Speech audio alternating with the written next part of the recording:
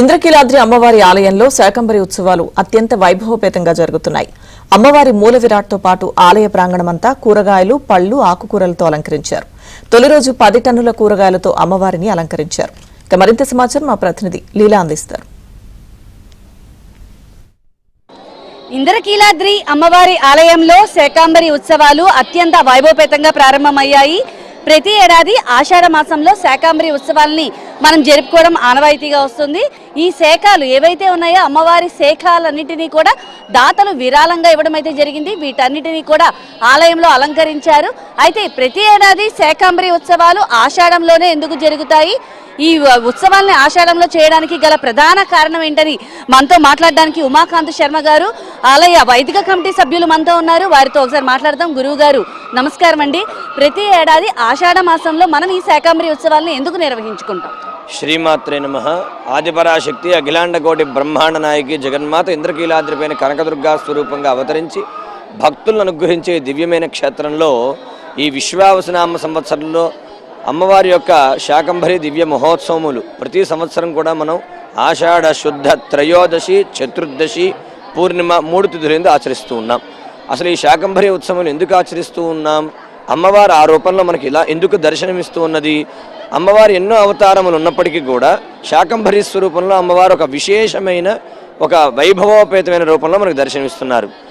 ఆ పూర్వం దుర్గమాసురుడైన ఒక రాక్షసుడు వేదములన్నీ కూడా అపహరించాడు. తద్వారా భూమి అంతా కూడా అనావృష్టి ఏర్పడింది. కారణం ఏంటంటే వేద విజ్ఞానం చేతనే జీవనం అంతా నిండి ఉన్నది కాబట్టి. అలా అనావృష్టి అయిన భూమి యందు ఆకలితో అందరూ అలమటిస్తూ ఉంటే చైత్రవంశస్థులందరూ కూడా అమ్మవారి కోసం తపస్సును ఆచరించారు. అప్పుడు అమ్మవారు అయోనిజిగా జన్మించి చైత్రి అనే నామంతో అనుగ్రహించి తన శరీరంలో ఎన్ని రోమకోపధారలు అంటే ఎన్ని వెంట్రుక ధారలైతే ఉన్నాయో అన్ని ధారాల నుంచి కూడా అమ్మవారు శాకములను అంటే కూరగాయలను, ధాన్యరాశులను అనేకంగా భూమి మీద కురిపింపజేసి భూమి యందున్నటువంటి అనావృష్టి అంతా తొలగించి సస్యశ్యామనం చేసింది జగన్మాత. అలా శాకములను అంబరణం చేసింది కాబట్టి శాకంబరి అనే నామంతో అమ్మవారు అనుగ్రహిస్తున్నది.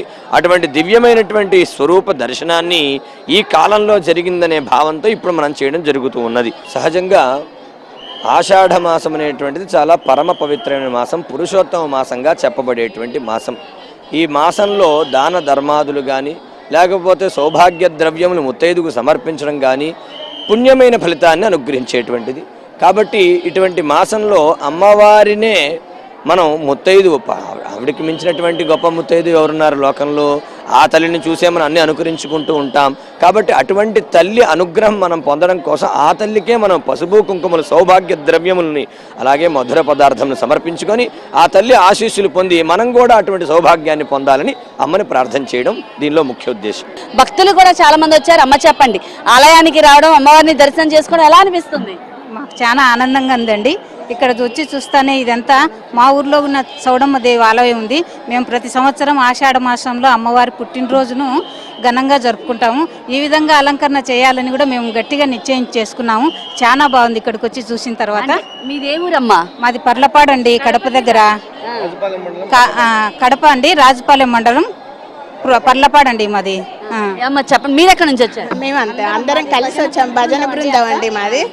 కన్నుల పండుగగా ఉంది చూడడం. అయితే చూడొచ్చు ఎంత బాగా భజన చేస్తున్నారు అనేది మీరు చూస్తున్నారు.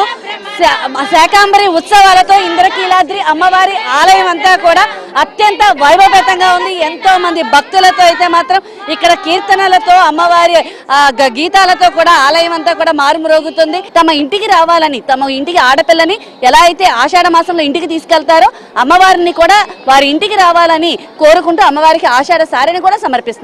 కెమెరా పర్సన్ సాయితో లీలా, ఏబిఎన్ ఆంధ్రజ్యోతి, ఇంద్రకీలాద్రి.